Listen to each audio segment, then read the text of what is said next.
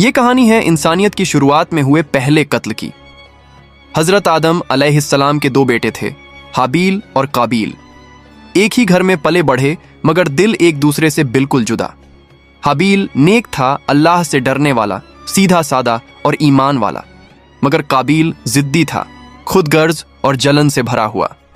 एक दिन अल्लाह ने हुक्म दिया कि दोनों अपनी सबसे कीमती चीज अल्लाह की राह में कुर्बान करो।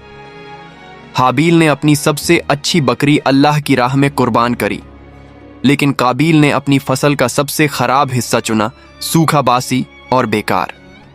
जब कुर्बानी पेश की गई तो अल्लाह ने हाबील की कुर्बानी कबूल कर ली और काबील की ठुकरा दी।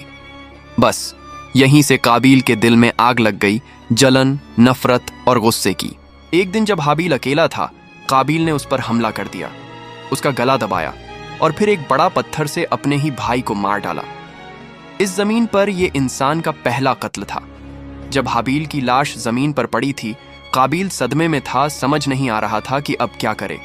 तभी उसने देखा एक कौवा जमीन खोद रहा है और एक मरे हुए कौवे को दफना रहा है। काबील को समझ आया यही करना चाहिए।